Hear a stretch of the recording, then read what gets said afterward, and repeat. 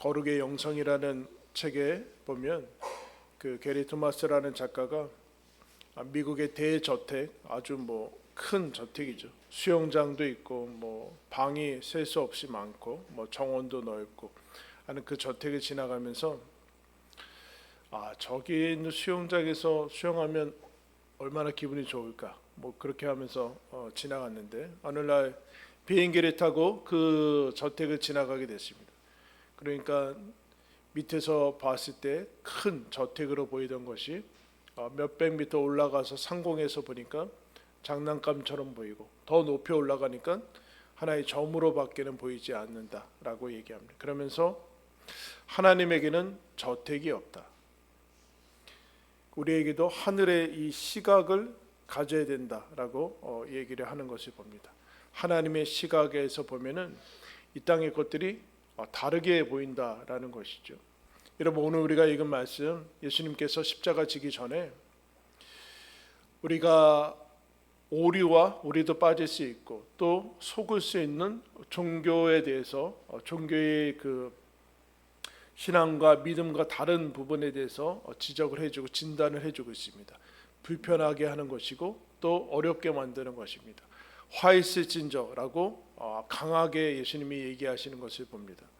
오늘 우리가 읽은 말씀 중 오늘은 그 말씀 중에서 반복되는 내용들이 나와요. 16절에 보면은 화 있을진저 눈먼 인도자요, 눈이 멀었다고 얘기하고 17절에도 어리석은 맹인들이요, 19절에도 맹인들이요 이렇게 얘기합니다.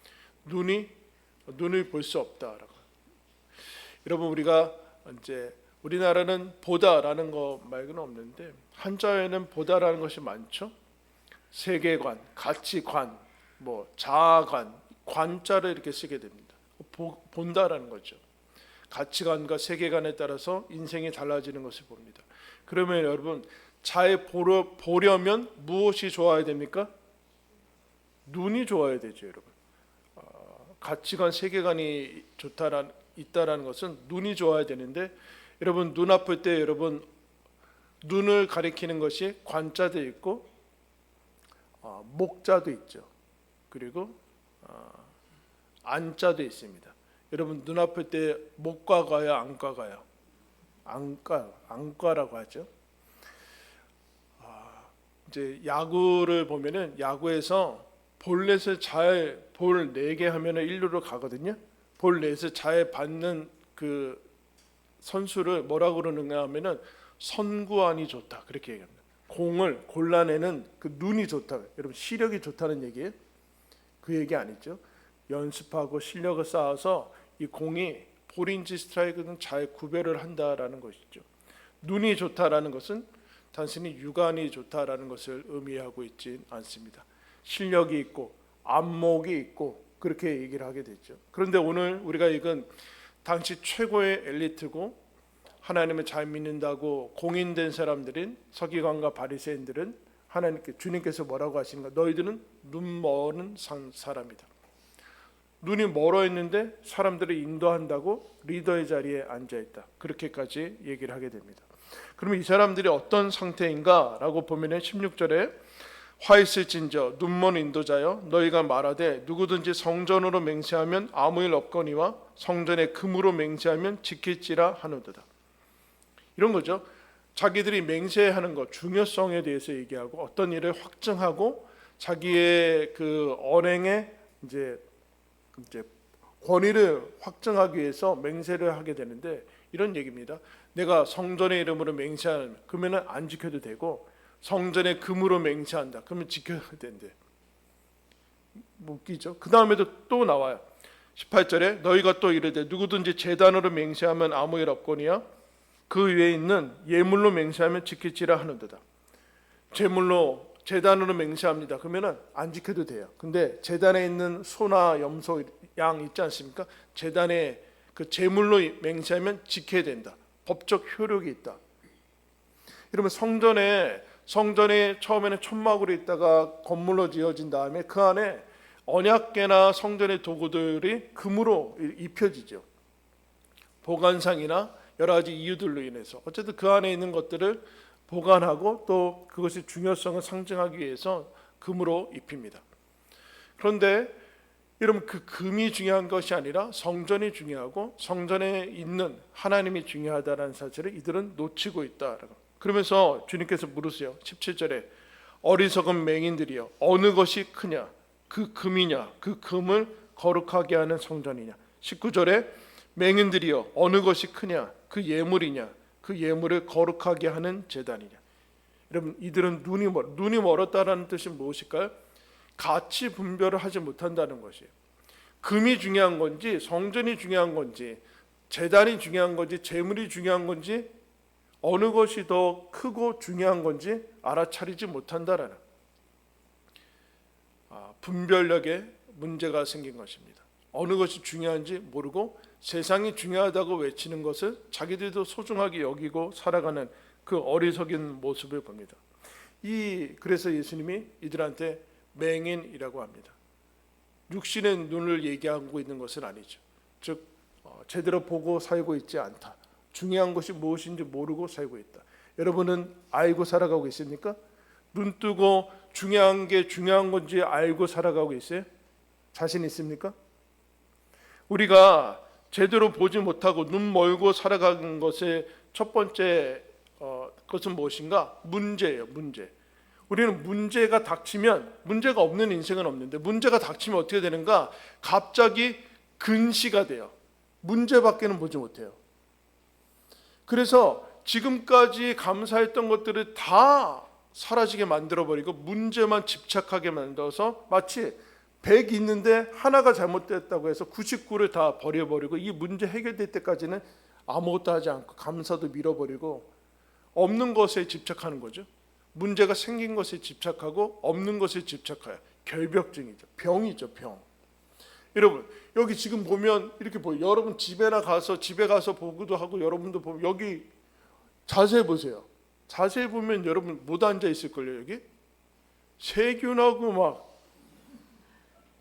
얼마나 많은데요. 여기 얼룩도 엄청 많고 여러분 집에 가서 보세요. 막 구석구석에 곰팡이 없는 집이 어디 있어요? 없어요? 결벽증이에요. 이건 아마 세제로 치료를 해놨어요. 세제로. 어떻게 살아요? 그거 여러분 없어질 때까지 병이죠. 문제가 아니라 그 사람이 눈이 문제 아니에요. 없는 것에 집착하고 문제에만 집착하고 하나님이 지금 주신 것에 보고 있지 않아. 그러면 어떻게 돼요? 감사는 사라지죠. 감사는 눈의 문제예요. 눈의 문제. 어느 것을 보느냐의 문제인 것이죠.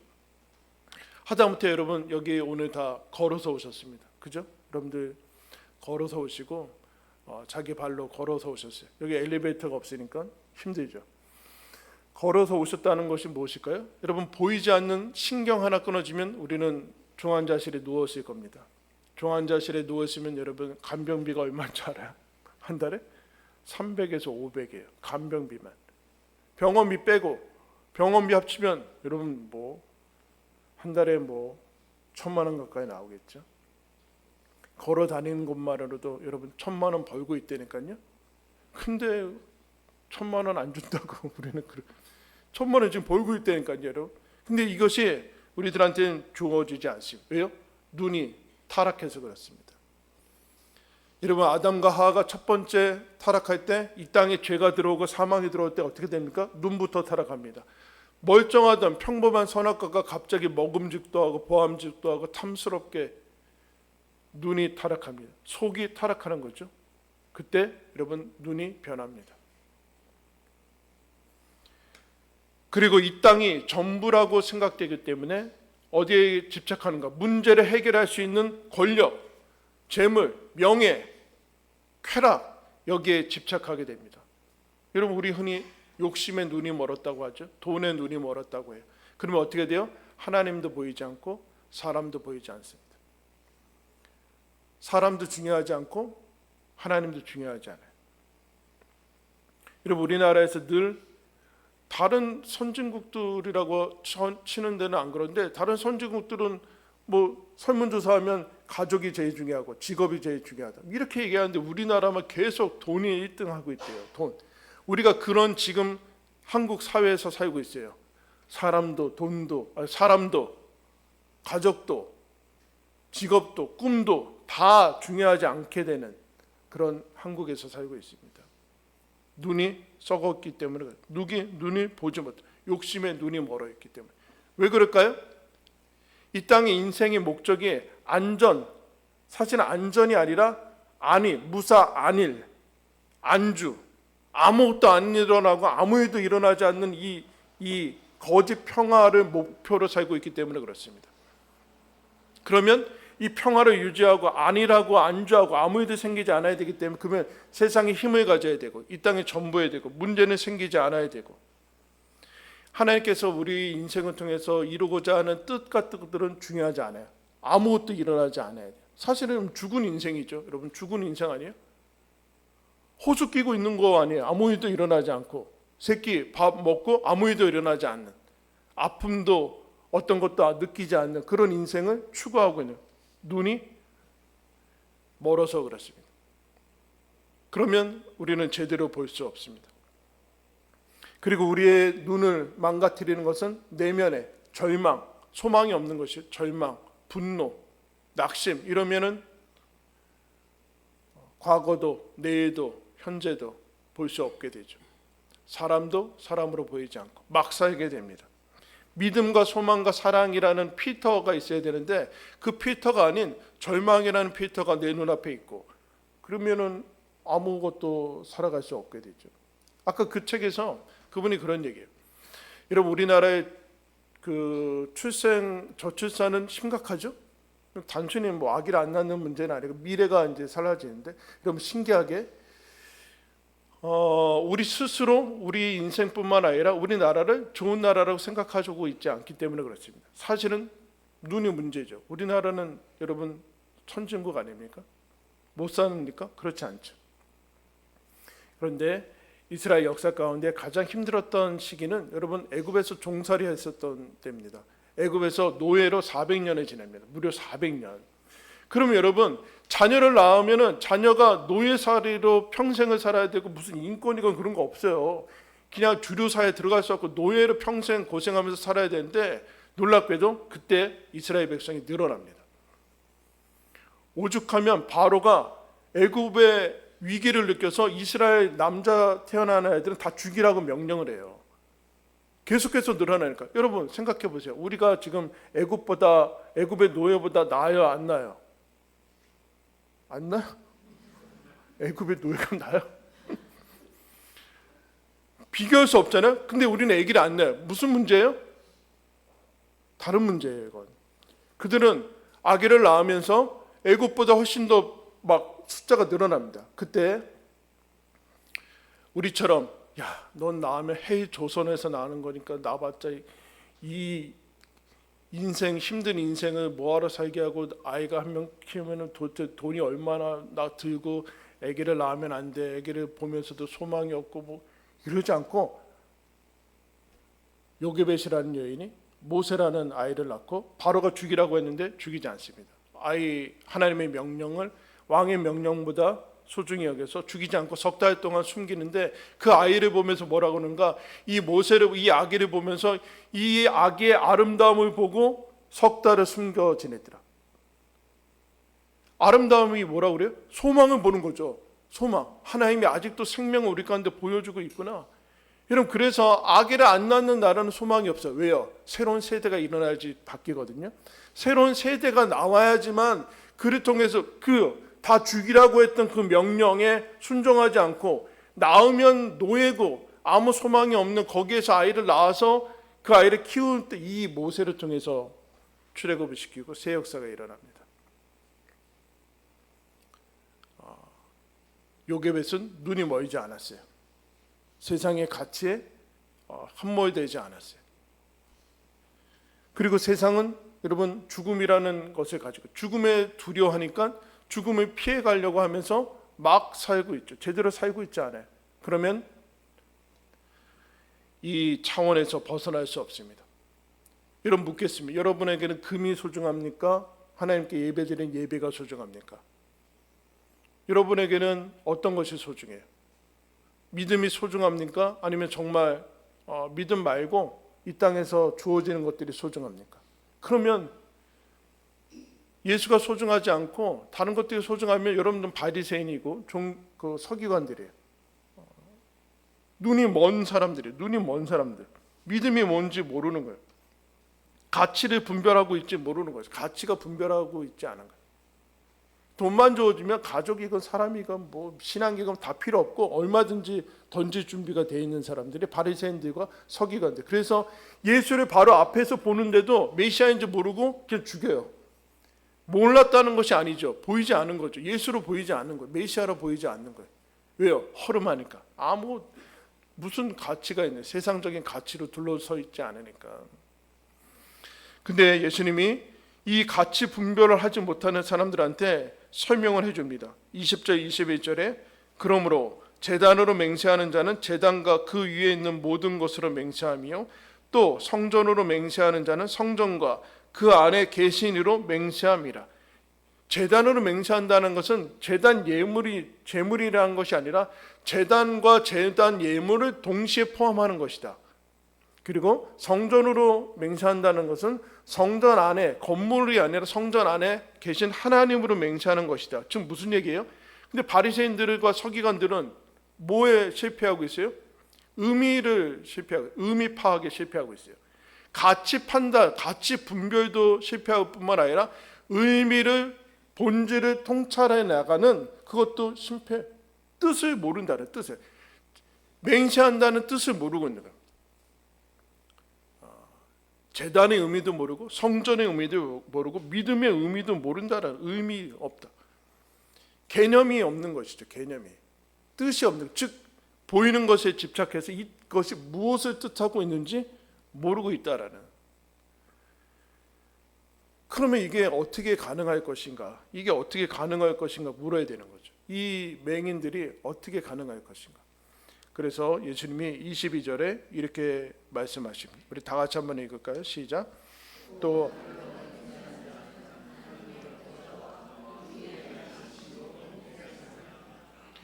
어떤 것을 파악하기 위해서는 상위 개념이 있어야 돼요. 땅에서끼리 해봤자 소용없어요. 땅의 차원만 있으면 땅의 것들을 분별할 수 없어요. 하늘의 차원이 있어야지만 땅을 볼 수 있어요. 어떤 것이 소중한지. 마찬가지로 어떤 것의 의미를 파악하기 위해서는 뚫어봐야 되는데 그 안에 의미를 어떻게 볼 수 있을 거예요?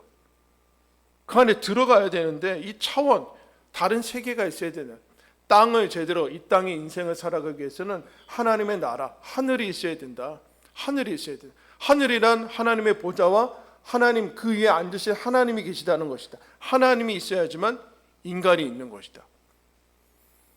그리고 하나님의 나라가 있어야지 이 땅을 제대로 볼 수 있다. 인생이 무엇인지 알아갈 수 있다. 하나님의 나라가 없는데 어떻게 이 땅에서 어떤 것이 소중한지 누가 판단을 할 수 있을 거예요?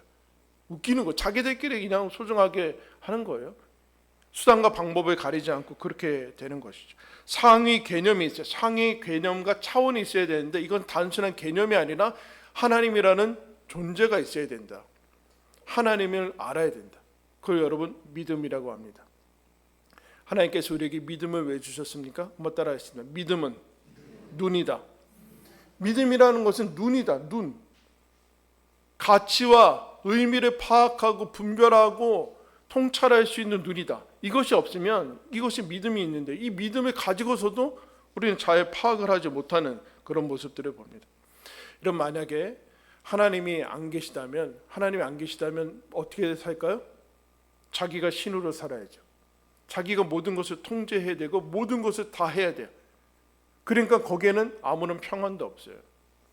우리는 하나님의 사랑받는 자녀로 살지 않고 자기가 신으로 살아가기 위해서는 이런 분노해야 되고 늘 노심초사해야 되고, 예수 그리스도를 인정하지 않으면 자기의 노력과 성공과 자기의 어떤 행위가 자기를 구원한다라고 믿기 때문에 거기에 목숨을 걸어야 돼요. 그러나 하나님께 주어지는, 예수 그리스도를 통해서 주어지는 것은 선물이다. 받으라라고 얘기합니다. 하나님의 나라가 없으면 이 땅의 전부기 때문에 수단과 방법을 가리지 않고 뭐든지 다 잡아 가지고 가야 돼요. 그래야지만 문제에 걸려들지 않고, 문제가 있어도 넉넉하게 해결되고 내가 맨날 근심하는 것에 걸려들지 않기 때문에. 근데 여러분 어때요? 여러분들 신앙인이잖아요. 예수님 믿는 사람들 아니에요? 예수님 믿는 때 어때요? 근심이 없어요? 어때요? 근심이 있잖아요. 여러분 맨날 무슨 걱정해요? 돈 걱정하잖아요. 돈 걱정하고. 여기서 벗어나지 못하니까 거기에서 무슨 의미를 느끼는가? 이 신앙에 무슨 의미가 있냐? 역시 돈이 최고지. 이러면서 반 정도는 신앙을 포기하고 살아가요. 믿음이 눈이 한쪽 뜨고 있는 거죠. 한쪽. 이 여러분 근데 여러분들만 그러는 게 아니라 시편 73편에 보면 놀라운 시편의 말씀이 있습니다. 어떤 시편은 이 사람이 경건한 사람인데 어느 날 옆에 있는 사람들, 안 믿는 사람들 보고 시험에 빠져요. 옆에 있는 사람들 보니까 하나님도 안 믿고 막 악하고 몰래 사고 그러는데 너무 잘 살아요. 나한테 있는 돈 걱정, 저 사람 돈 걱정도 안 하고 막 가만히 있어도 재물이 막 불어나고 아프지도 않고 병원에도 안 가고 자자손손 막 좋은 대학 가고 죽을 때도 걱정이 없이 편안히 죽고 뭐 대대손손 막 물려 그 재산 물려주고. 그런데 나는 하나님 믿는다고 하는데 그래서 이 사람이 이런 시험에 빠지죠. 이게 무슨 의미가 있느냐? 헛되다. 신앙이건 기도하건 예수님 믿는 거 다 헛되다. 그런 시험에 빠져요. 그러다가 이 사람이 하나님께서 이제 임재하시는 성전에 들어갑니다. 어떤 건물을 얘기하는 것이 아니죠. 성전에 들어가서 하나님께서 그를 만나 주세요. 그런 다음에 그들의 종말과 그들이 얼마나 위험한 상태에 있는 것인지를 그가 알게 돼요. 여러분 뉴스 같은 거 보세요. 사람이 얼마나 허망하게 가는지. 갑자기 서 있다가 가고 길거리에 있다가 가고 운전하다가 가고. 나는 사람이 그렇게 허망하게 가거든요. 근데 죽을 때까지 이 땅의 것들에 추구하면서 그게 복이라고 하면서, 근데 놀랍게 이 사람이 거기에 걸려들어요. 하나님이건 뭐고 믿음이건 다 필요 없고, 하나님 믿으면 저 안 믿는 사람들보다 잘 살게 뭐 해주던가 뭐 근심 없게 해주던가, 나는 맨날 허덕거리고. 그러다가 그 사람들의 종말의 모습을 하나님께서 보여주고 그가 이렇게 고백합니다. 내가 우둔한 우매한 짐승같이 했다. 깨닫지 못하는 짐승처럼 아무것도 분별하지 못하고 그래. 그러면서 잘 아는 고백을 하죠. 하늘 위에 주밖에 내가 사모할 분이 누가 있습니까? 땅에서 주님 말고는 누가 사모할 분이 있습니까? 주를 가까이 함이 내게 복이라. 할렐루야. 뭐가 복입니까 여러분? 정말 믿음이 복이라고 생각하는 거예요?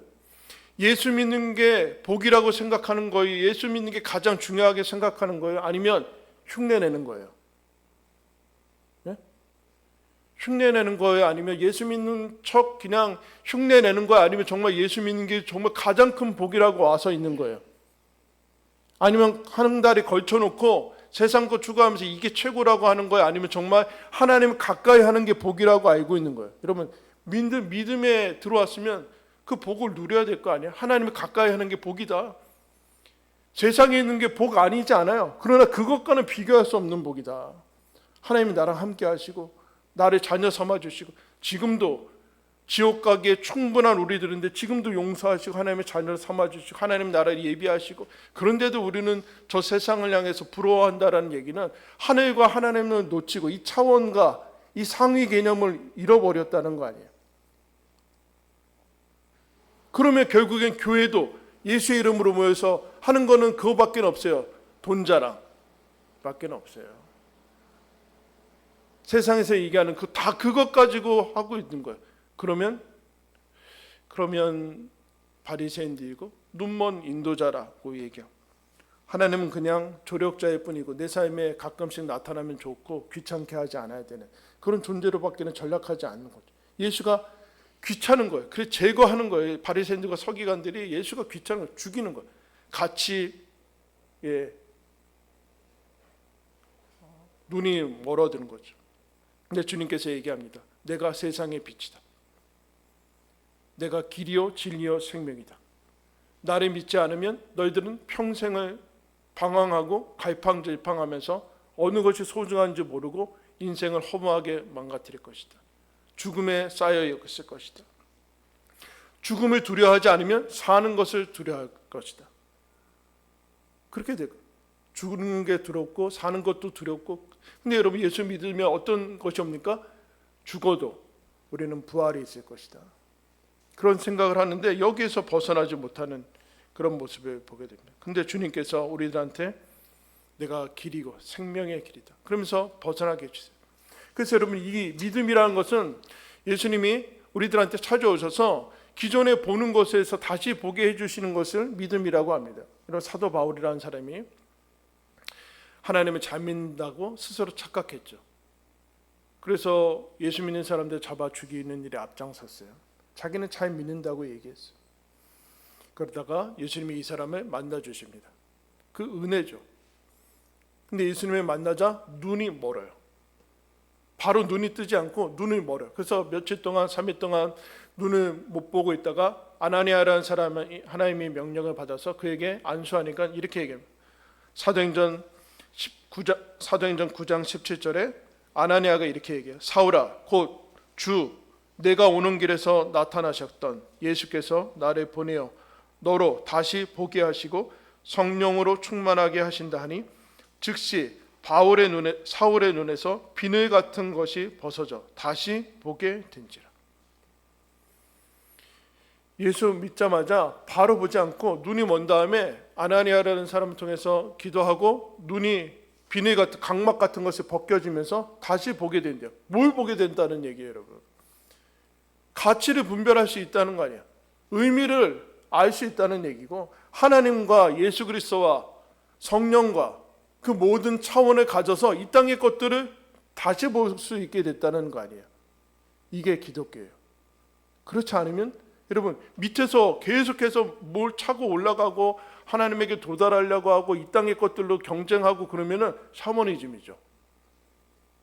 근데 여러분, 예수가 이 땅에 오셔서 참 하나님, 참 인간으로, 그리고 하늘과 땅을 연결하시고 죽음을 여러분 통과해서 부활을 일으키시는 유일하신 예수 그리스도, 이분만이 우리 인생을 제대로 살아갈 수 있게 해줘요.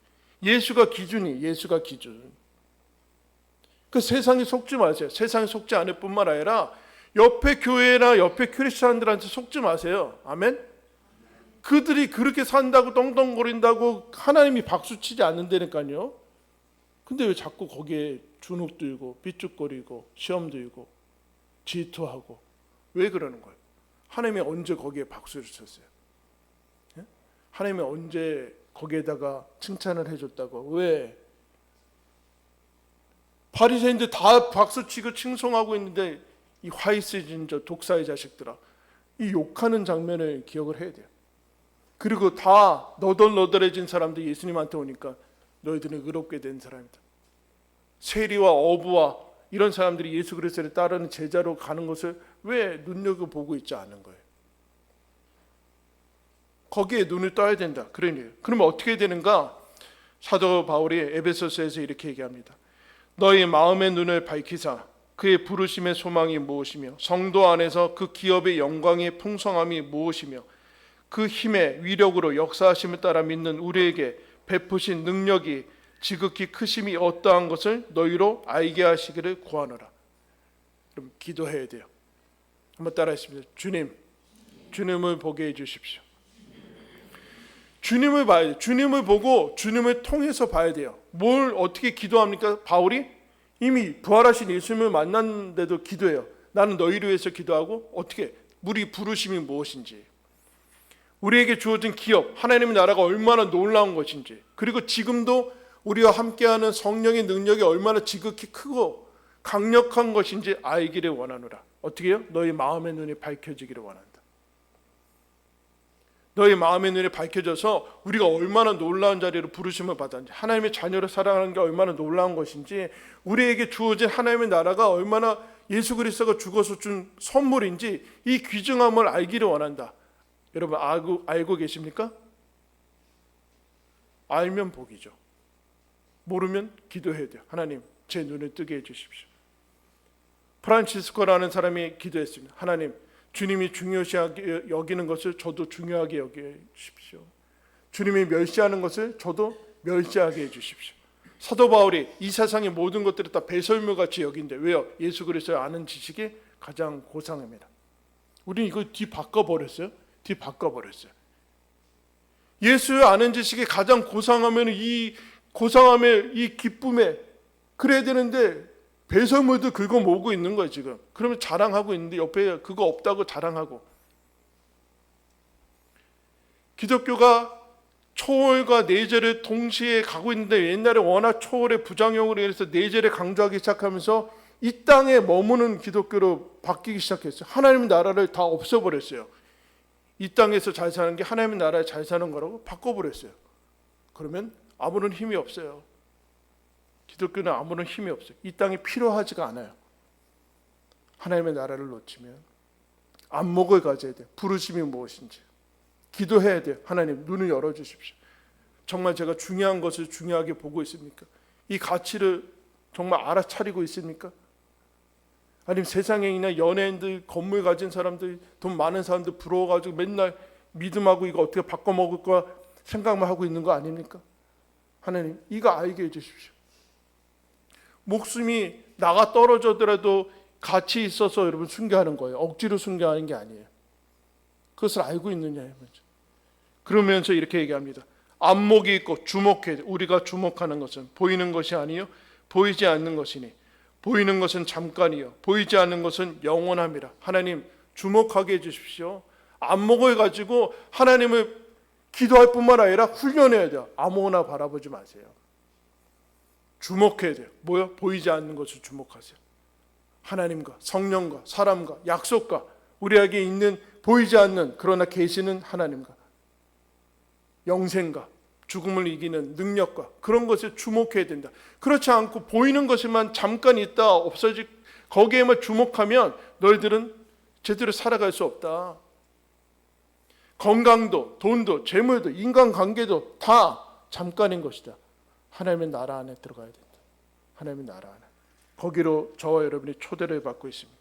여러분 어떤 것이 중요한지 알고 보고 살고 있습니까? 믿는 것이 무슨 뜻인지 알고 있습니까? 여기서 예배드리는 것의 가치를 정말 알고 있습니까? 여러분 기도하시고 주목하시고 예수님을 보시고 예수님을 통해서 보시면서 우리에게 주어진 믿음의 영광이 무엇인지 다 알고 누리시기를 예수님의 이름으로 축원합니다. 기도하겠습니다. 하나님 아버지, 우리의 눈을 뜨게 하여 주옵소서. 마음의 눈을 밝히시고 부르심이 얼마나 놀라운 것인지, 하나님이 우리에게 허락하신 하나님의 나라와 하나님의 자녀의 권세가 얼마나 소중한 것인지, 우리를 둘러싼 성령의 능력이 우리를 인도하시고 보호하시는 그 능력이 지금 나에게 얼마나 강력하게 있는지, 하나님 그 하늘의 가치에 눈을 뜨게 해주십시오. 하나님 영원한 것에 주목하게 해주십시오. 하나님 예수 그리스도를 아는 것이 가장 놀라워서 다른 것들 배설물같이 여기는 그 하나님의 시선과 하나님의 눈을 허락하여 주옵소서. 예수 그리스도의 이름으로 기도드리옵나이다. 우리 기도하는 마음으로 함께 찬양하겠습니다.